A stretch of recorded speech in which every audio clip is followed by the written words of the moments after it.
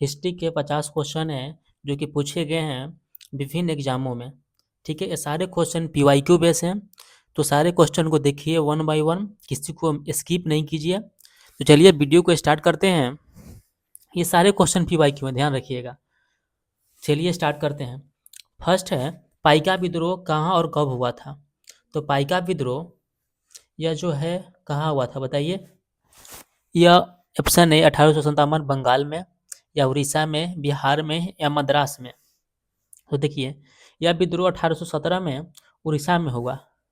ठीक है, अब इसके बारे में जानिए कि यह जो है क्यों हुआ था। तो यह अंग्रेजों के शोषणकारी नीतियों के विरुद्ध बख्शी जगबंधु के नेतृत्व में किया गया था। किसके? इसके जो नेतृत्व किए थे उनका नाम था बख्शी जगबंधु। ठीक है, चलिए देखते हैं नेक्स्ट क्वेश्चन। संगम साहित्य में ये तुकों का क्या अर्थ है? यह जो है NTPC का क्वेश्चन है कि संगम साहित्य में ये तुकों का क्या अर्थ है। तो यह 8 किताबों का एक संग्रह है जिसे अष्ट संग्रह बोलते हैं। यह जो है संगम साहित्य से इसकी संबंध है। देखते हैं नेक्स्ट क्वेश्चन। गुप्तोत्तर काल में भुक्ति का शब्द का तात्पर्य क्या था? तो देखिए, गुप्तोत्तर काल में जो है प्रशासन अपने जो है पूरे साम्राज्य को कई भागों में बांटा हुआ था। भुक्ति के में उसको कई भागों में विभक्त किया गया था। जो भुक्ति था वह जो प्रांत था, प्रांत को बोलते थे भुक्ति। ठीक है, जैसे इसका जो प्रशासक था, जो प्रांत का जो प्रशासक था, प्रशासन था, उसको बोलते थे उपरिक। क्या था? इसका जो प्रांत का जो अधिकारी था उसका नाम था उपरिक। देखते हैं नेक्स्ट क्वेश्चन। तख्ते बही शिलालेख किस शासक से संबंधित है? काफी इंपॉर्टेंट क्वेश्चन है। तख्ते बही यह जो है गोनफर्निस से रिलेटेड है। ठीक है, अब देखिए इसका संबंध किस जो है ना डायनेस्टी से है। तो इसका संबंध जो है पहलव डायनेस्टी से है। पहलव, जिसको कोई पार्थियन भी बोलते हैं, इससे इसका संबंध है। ठीक है, यह पहलव डायनेस्टी का पहला शासक था। ठीक, यह जो है बुक जो है तख्ते बही, यह किस लिपि में लिखा गया है? तो यह खरोष्टी लिपि में लिखा गया है। खरोष्टी लिपि में लिखा गया है। चलिए देखते हैं अगला क्वेश्चन। चंद्रगुप्त प्रथम के बाद गुप्त साम्राज्य का शासक कौन बना? तो अगर हम गुप्त शासन की बात करते हैं तो चंद्रगुप्त के बाद जो है, चंद्रगुप्त प्रथम के बाद जो वहाँ का शासक बनता है वो बनता है समुद्रगुप्त। ठीक है, ऑप्शन बी। अब इसके बारे में जानते होंगे कि जो समुद्रगुप्त था इसको भारत का नेपोलियन बोलते हैं। क्या बोलते हैं? नेपोलियन। ठीक है, चलते हैं next question. Question number 6। Kushan शासक कनिष्क किस धर्म का संरक्षक था? जैसे कि हम लोग जानते हैं दोस्तों, इसका संबंध बौद्ध धर्म से था। लेकिन बौद्ध धर्म में ही जो ऑप्शन दिया हुआ है महायान शाखा की हीनयान शाखा, तो इसका संबंध जो था वह बौद्ध धर्म के महायान शाखा से था। ठीक है, एक और बात जानते होंगे कि कुषाण के समय में ही, इसके समय में ही बौद्धों की चौथी जो है बौद्ध संगति हुई थी। ठीक है, चलिए अगला क्वेश्चन देखते हैं। सुदर्शन झील का जीर्णोद्धार बिना बेगार के किस शक शासक ने कराया था? सबसे पहले जानते हैं कि सुदर्शन झील का जो निर्माण करवाया था वह चंद्रगुप्त मौर्य था, लेकिन उसको जीर्णोद्धार करवाने वाला था रुद्रदामन। ठीक है, कौन था? बी रुद्रदामन। चलिए नेक्स्ट क्वेश्चन चलते हैं। सिंधु घाटी सभ्यता के किस स्थल से जूते हुए खेतों के साक्ष्य मिले हैं? तो जूते हुए खेतों का साक्ष्य मिला है कालीबंगा से। ठीक है, यहां से खेती का साक्ष्य मिला है। Question number 9। हड़प्पा कालीन मोहरे मुख्य रूप से किस सामग्री से बने होते थे? तो यह जो है एस्टेटाइट सिल्खरी से बना होता था। यह एक प्रकार का जो है, यह जो है एक प्रकार का नरम पत्थर था। क्या था? नरम पत्थर। ठीक है, चलिए नेक्स्ट क्वेश्चन देखते हैं कि अमरावती स्तूप का निर्माण किस राजवंश के समय हुआ था? तो इसका जो निर्माण हुआ था वो सातवाहन राजवंश के समय हुआ था। अब जानते ही होंगे सातवाहन जो कि काफ़ी फेमस हुए। और ये जो बनाया गया था अमरावती स्तूप, यह जो है सफेद संगमरमर का बना है। ठीक है, नेक्स्ट क्वेश्चन है 11, बादामी के चालुक्य वंश की स्थापना किसने की थी? तो जो बादामी के चालुक्य थे उनकी स्थापना पुलकेशिन प्रथम ने किया था, ऑप्शन ए। और भी हुए, बेंगी के चालुक्य भी हुए हैं। ठीक है, तो चलिए अगले क्वेश्चन पर चलते हैं। क्वेश्चन नंबर 12, अशोक के मास्की शिलालेख की खोज किसने की थी? यह भी एनटीपीसी का क्वेश्चन है। तो इसकी खोज जो है सी बडोन ने की थी। कब? 1915 में। ठीक है, इसी में अशोक का व्यक्तिगत नाम अशोक मिलता है मस्की शिलालेख में। और जो इसका शिलालेख को जो पहली बार पढ़ा था वह था जेम्स प्रिंसेप। ठीक है, तो दोनों में कंफ्यूज नहीं होना है। जो मास्की शिलालेख की खोज की थी उसका नाम था सी बडोन, और जो है इसके शिलालेख को पहली बार पढ़ा था वह जेम्स प्रिंसेप था। किस शासक ने शेर शाह सूरी के उत्तराधिकारी को पराजित कर दिल्ली की गति पुनः प्राप्त की? कौन सा था? तो जैसा कि हम जानते हैं कि जो शेर शाह सूरी जो अफगान शासक था, इसने मुगल शासक हुमायूं को भारत से बाहर खदेड़ देता है। लेकिन पूरा पुनः जब शेर शाह सूरी की हत्या हो जाती है तो जो है हुमायूं पुनः जो है ना आक्रमण करता है और अपनी साम्राज्य का स्थापना करता है। तो क्वेश्चन है कि शेर शाह सूरी को किसने अधिकारियों को पराजित कर दिल्ली की गद्दी पुनः प्राप्त की? वह था हुमायूं, ऑप्शन बी। कब? 1555 ईस्वी में। युद्ध का नाम क्या था? सरहिंद का युद्ध। ठीक है, अगला क्वेश्चन है, मंगोल नेता कुतलुग ख्वाजा ने किसके शासनकाल में दिल्ली की घेराबंदी की थी? देखिए काफी इंपॉर्टेंट क्वेश्चन, वो है अलाउद्दीन खिलजी।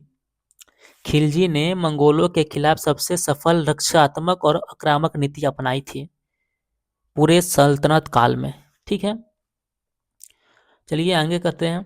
सैयद राजवंश की स्थापना खिज्र खान को पैगंबर का वंशज किसने बताया? देखिए जो सैयद वंश था उसका स्थापना किया था खिज्र खान ने, उसको पैगंबर का वंशज किसने बताया? ये काफी अच्छा क्वेश्चन। तो बताने वाले था यहिया बिन अहमद सर हिंदी, 15 का सी। ठीक है, इसी ने एक पुस्तक लिखी है, काफी फेमस पुस्तक है जिसका नाम है तारीखे मुबारक शाही। यह भी क्वेश्चन आता है कि तारीखे मुबारक शाही पुस्तक किसने लिखी? तो यहिया बिन अहमद सर हिंदी ने लिखा। अगला क्वेश्चन देखते हैं, कृषि के विकास के लिए दीवाने अमीर को ही विभाग किसने बनाया था? काफी इंपॉर्टेंट क्वेश्चन है भाई, हर एग्जाम में पूछी जाती है। दीवाने को ही किसने बनाया और किसका संबंध किस विभाग से है? तो यह मोहम्मद बिन तुगलक ने बनाया था। सही है, दीवाने को ही मोहम्मद बिन तुगलक ने बनाया था। यह जो है इसका संबंध जो है कृषि से है।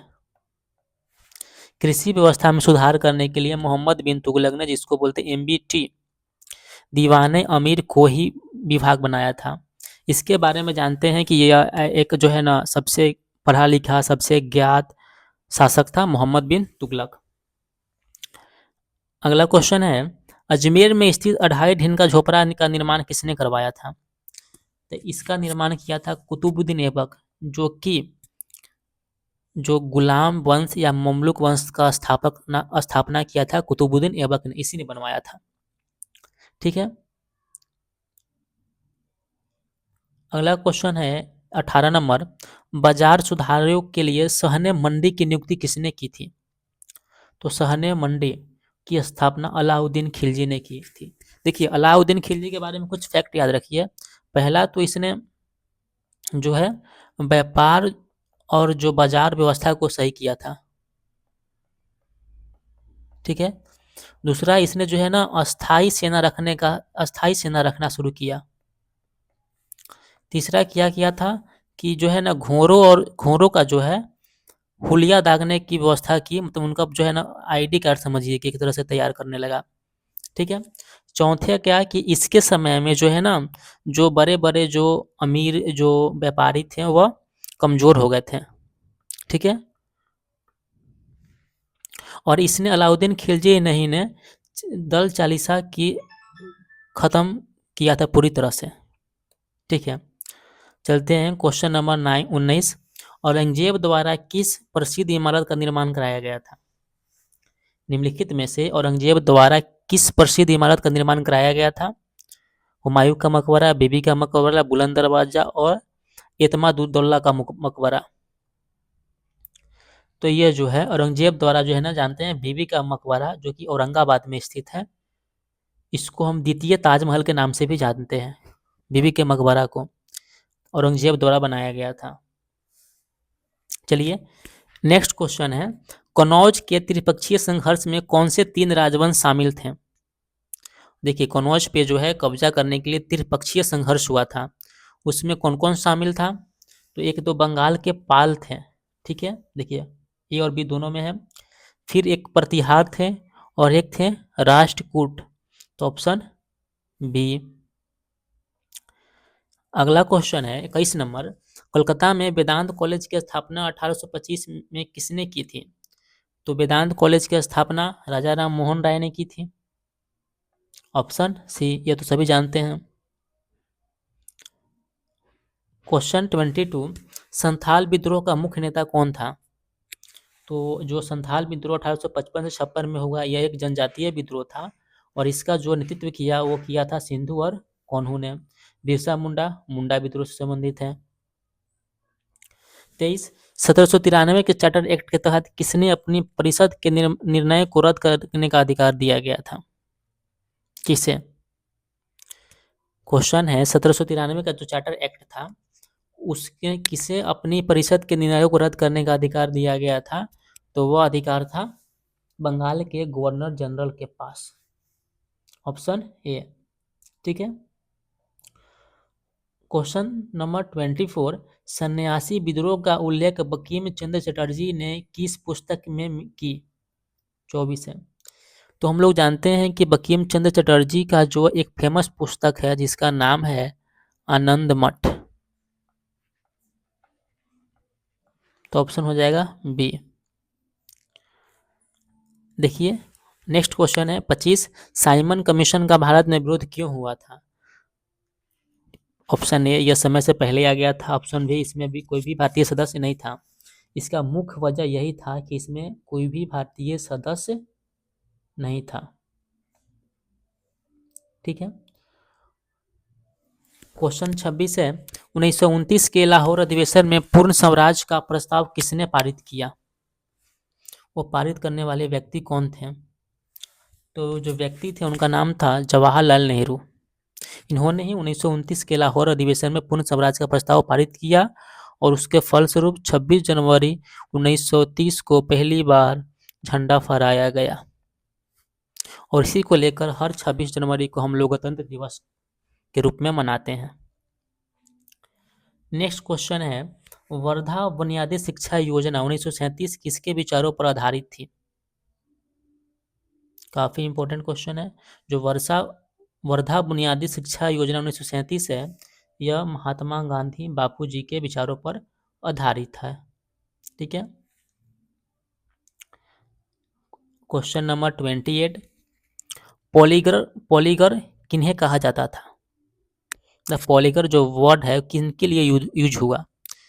तो जो दक्षिण भारत में स्थानीय सेना के जो सरदार थे ना, उन्हें बोला जाता था पॉलीगर। ठीक है। क्वेश्चन 29, भारत छोड़ो आंदोलन के दौरान पहली समांतर सरकार कहाँ बनी थी? पहली तो वह बनी थी बलिया, और बलिया से किसने बनाया था, नाम क्या था? तो उनका नाम था चिंतू पांडे। ठीक है। तो बलिया से समांतर सरकार की स्थापना की थी चिंतू पांडे ने। क्वेश्चन नंबर 30, भारतीय पुनः जागरण का जनक किसे कहा जाता है? तो यह है राजा राम मोहन राय। जिन्होंने ऊपर अभी देखा कि 1825 में स्थापना किया था वेदांता कॉलेज की। क्वेश्चन नंबर 31, प्रथम विधि आयोग के अध्यक्ष कौन थे? प्रथम विधि फर्स्ट लॉ कमीशन, तो उसके अध्यक्ष थे दादा भाई नौरोजी, नहीं, देखिए ऑप्शन देखिए, Lord William Bentinck, Lord Macaulay, Lord Dalhousie और लॉर्ड कैनिंग। कौन था? तो लॉर्ड मैकाले थे, पहले विधि आयोग के अध्यक्ष लॉर्ड मैकाले थे। कैनिंग नहीं, कैनिंग तो 1856 के बाद आएगा, 1857 के बाद आएगा। इसी के समय जो है ना, कैनिंग के समय ही क्या हुआ, 1857 की क्रांति हुआ। विलियम बेंटिंक तो पहले ही आ गया, ठीक है, और लॉर्ड मैकाले होगा। क्वेश्चन 32, मद्रास में फोर्ट सेंट जॉर्ज का निर्माण किस कंपनी ने करवाया था? तो वह था British East India Company, option C. देखिए क्वेश्चन नंबर 33 है, ड्रेन ऑफ वेल्थ थ्योरी, धन निष्कासन का सिद्धांत किसने दिया था?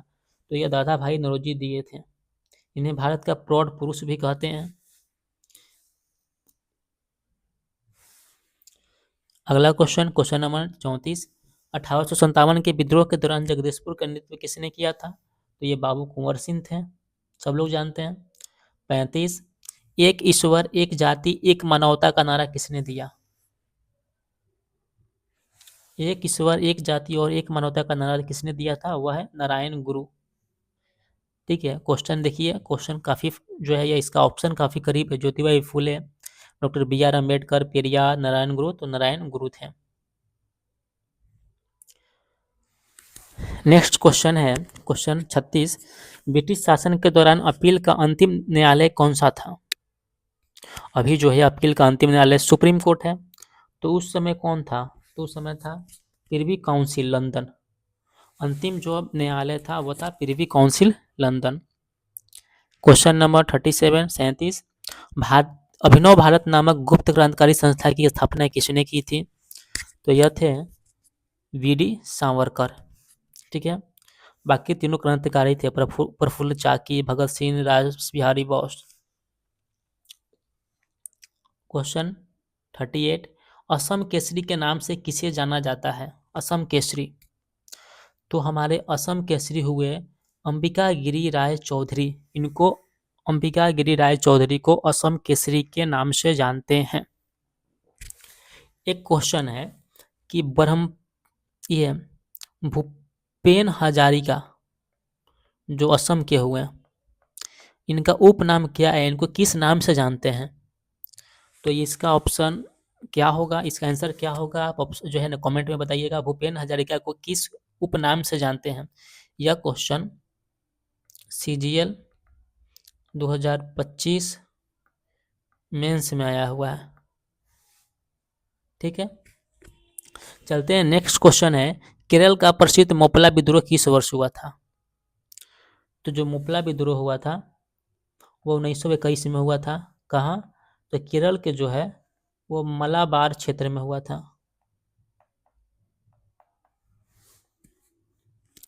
ठीक है, क्वेश्चन नंबर 40 है, अमुक्त मालदेय ग्रंथ की रचना किस विजयनगर शासक ने की थी? कौन थे? वह थे कृष्ण देव राय। ठीक है, अब देखिए संगम वंश की बात करते हैं, तो संगम वंश में संगम वंश हो गया, जो हरिहर और बुक्का ने विजयनगर साम्राज्य की स्थापना की। ठीक है, उसमें 4 वंश आए, संगम वंश, सुल्लू वंश, टुल्लू वंश और चौथा था आरविडू वंश। ठीक है, संगम वंश की स्थापना किया था हरिहर बुक्का ने, सुल्लू वंश का नरसिंह ने, टुल्लू वंश का वीर नरसिंह ने। ठीक है, क्वेश्चन नंबर 41 देखते हैं, चोल काल में विलन वगाई शब्द का प्रयोग किसके लिए किया जाता था? विलन वगाई यह क्या था? तो यह गैर ब्राह्मण किसान स्वामियों की भूमि थी, जिसका नाम था विलेन वगई। ठीक है, ऑप्शन बी। क्वेश्चन नंबर 42 है, मुगल काल में मददे मास का संबंध किससे था? ए सैन्य अधिकारियों को दिए जाने वाला भत्ता, बी विद्वानों को दी जाने वाली राजस्व भुक्ति, और सी चुंगी कर, या डी शाही अस्तबल का खर्चा। तो मददे मांस क्या था?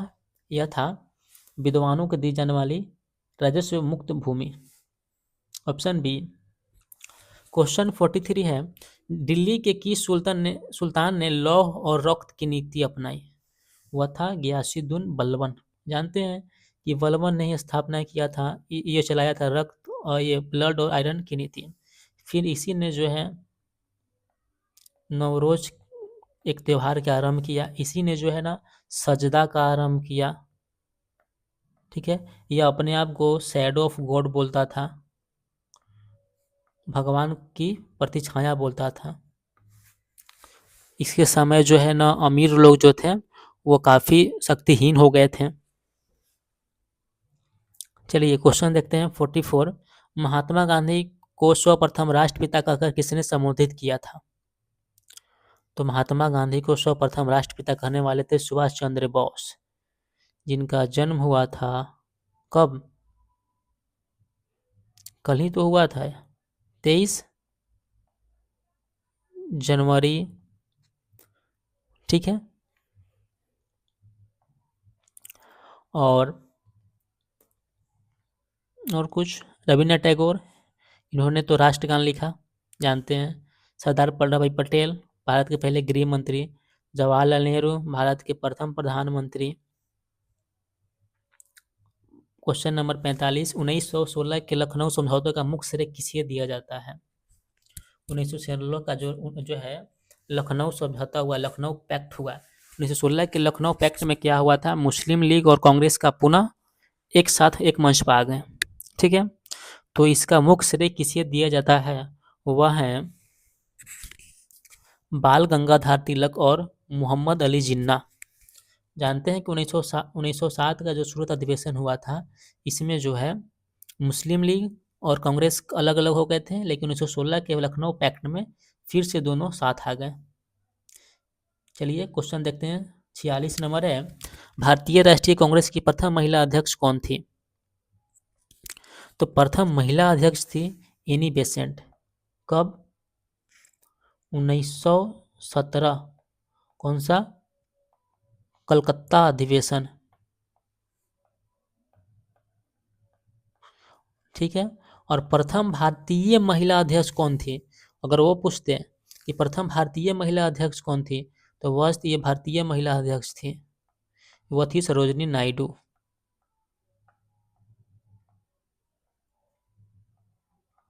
ठीक, अब क्वेश्चन आ गया 47। गुलामगिरी नामक प्रसिद्ध पुस्तक के लेखक कौन थे? जानते हैं गुलामगिरी किनकी पुस्तक है? ज्योतिबाई फूले की पुस्तक है। इनकी पत्नी सावित्रीबाई फूले, जो कि भारत की पहली महिला शिक्षिका हुई। देखिए ई रामास्वामी परियार कहाँ के रहने वाले थे पूछते तो? केरल का। श्री नारायण गुरु के बारे में अभी ऊपर देखें, बी.आर. अम्बेडकर के बारे में सब कोई जानते हैं, फादर ऑफ इंडियन कॉन्स्टिट्यूशन के नाम से जानते हैं। क्वेश्चन नंबर 48 है, अष्टाध्यायी के लेखक कौन है? तो जो अष्टाध्यायी है ना, इनकी लेखक है पाणिनि। और ये जो पुस्तक है यह एक संस्कृत व्याकरण है। क्या है? संस्कृत व्याकरण। कौटिल्य, जिनको हम लोग चाणक्य के नाम से भी जानते हैं, चरक, जिन्होंने चरक संहिता लिखा, कालिदास के बारे में तो सब लोग जानते हैं। अब क्वेश्चन आ गया 49। 1857 के विद्रोह को प्रथम स्वतंत्रता संग्राम किसने कहा? तो 1857 के विद्रोह को प्रथम स्वतंत्रता संग्राम करने वाले थे, इसका जो आंसर है आप लोग कमेंट में बताइएगा। 1949 का कौन थे? सी.आर. मजूमदार थे, वी.डी. सावरकर थे, एम.एस. सेन थे, या बेंजामिन डिज़रायली थे? 1857 के विद्रोह के प्रथम स्वतंत्रता संग्राम। इसके अलावा 2-3 क्वेश्चन और है। चलिए फर्स्ट क्वेश्चन जो कि SW का है, ठीक है। सारथी ऐप किसने लॉन्च किया? दूसरा नंबर क्वेश्चन, जो प्रथम डॉल्फिन प्रजनन केंद्र कहाँ खोला गया? ठीक है। 3 नंबर, भारत का पहला एआई आधारित